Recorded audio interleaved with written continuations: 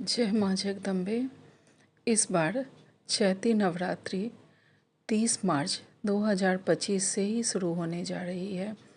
उदया तिथि के अनुसार यह 30 मार्च को ही शुरू होना है। इसमें घट स्थापना का शुभ मुहूर्त 30 मार्च को सुबह 6:13 से लेकर सुबह 10:22 तक रहेगा, जिसकी अवधि 4 घंटे 8 मिनट की होगी। इस पूजा की विधि क्या है? चैती नवरात्रा में इस दिन पहले दिन हमें माँ की उपासना करनी है। माँ की उपासना के लिए सबसे पहले हम संकल्प लेंगे। दुर्गा सप्तशती का पाठ शुरू करने से पहले पाठ करने का संकल्प लें। सबसे पहले संकल्प लिया जाता है, उसके बाद पवित्रता का हमें पूरी तरह ध्यान रखना है।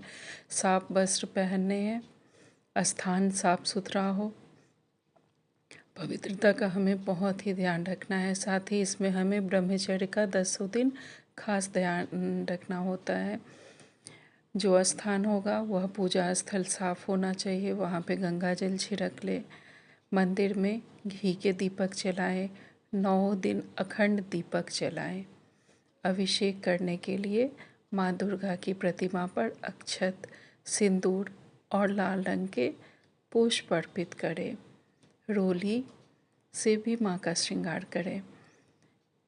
पहले पाठ कर ले, उसके बाद बहुत ही श्रद्धापूर्वक माँ की आरती करें और अंत में भोग लगाकर प्रसाद सबको वितरित करें। दुर्गा पूजा के समय में अखंड ज्योति का खास महत्व होता है, तो हम अपने मन में किसी भी एक संकल्प को लेके भी यह ज्योति प्रज्वलित कर सकते हैं और इसका हमें 9 दिन खास ख्याल रखना होता है। कलश की स्थापना हमें उत्तर पूरब दिशा में ही करनी चाहिए।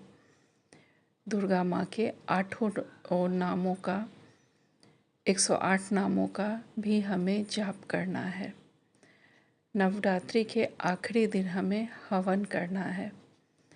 हवन हम स्वयं भी कर सकते हैं विधि पूर्वक, या फिर किसी पंडित पुरोहित से भी बुलाकर कर सकते हैं।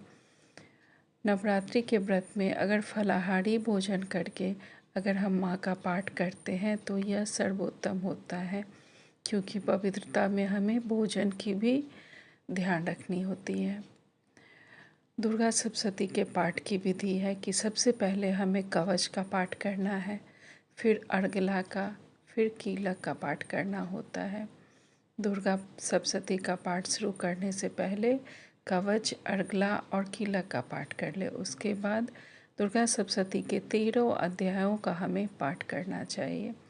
पाठ करते समय अपने स्वर को थोड़ा मध्यम रखें, लेकिन माँ का जो भी माँ की उपासना की विधि है इसमें हमें हमेशा बोलकर ही पाठ करना चाहिए। इससे एक तो होता है कि हमारा उच्चारण सही रहता है और वो ध्वनि, वो प्रकम्पन चारों ओर फैलते हैं, जो वातावरण को भी शुद्ध और पवित्र बनाते हैं। इस समय ब्रह्मचर्य का और हर एक बात की पवित्रता की, भोजन, खान पान, रहन सहन, वस्त्र, स्थान, हर एक की पवित्रता का हमें विशेष ध्यान रखना चाहिए।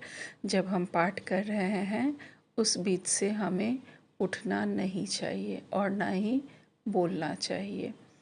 जब पाठ पूरा हो तभी हम बोल सकते हैं। एक दिन में या फिर 9 दिन में पूरे 13 अध्याय का पाठ पूरा करना चाहिए। या तो एक दिन में, कुछ लोग होते हैं जो एक दिन में हर दिन मतलब 13 अध्याय का पाठ करते हैं, और कुछ लोग हैं जो 9 दिन में 13 अध्याय का पाठ करते हैं। लेकिन इन 9 दिनों में 13 अध्याय का पाठ जरूर ही पूर्ण होना चाहिए। और हर दिन पाठ के अंत में हमें क्षमा याचना जरूर करना चाहिए, जो कि दुर्गा सप्तशती के किताब में ही है। उस अनुसार हमें माँ से क्षमा याचना जरूर करनी चाहिए। और पाठ करने के अंत में आरती लगाकर फिर भोग लगाना चाहिए। और वो दीपक, आरती का जो दीपक है वो हमें हर घर के हर कोने कोने में, मुख्य द्वार पर, तुलसी चौरे के पास और घर के कोने कोने में ज़रूर दिखाना चाहिए। माँ को लाल रंग की चुंडी अर्पित करें। पहले दिन भी करना चाहिए और दुर्गा अष्टमी के दिन भी माँ के महागौरी स्वरूप का जब पूजन होता है तो उस दिन लाल रंग की चुंडी माँ को अर्पित। इन नवरात्रि के दिनों में अगर हम दुर्गा सप्तशती का पाठ नहीं करते हैं तो भी हमें दुर्गा चालीसा का पाठ जरूर हर रोज़ करना चाहिए। जितना संभव हो उतना पूरी श्रद्धा से, पूरे भाव से माँ का अगर हम पूजन करें तो माँ हमारी हर मनोकामनाएं पूर्ण करती हैं। माँ अम्बे हम सब की मनोकामनाएं पूर्ण करें, सबको सुखी रखें, सबको स्वस्थ रखें। अच्छा, जय मैया।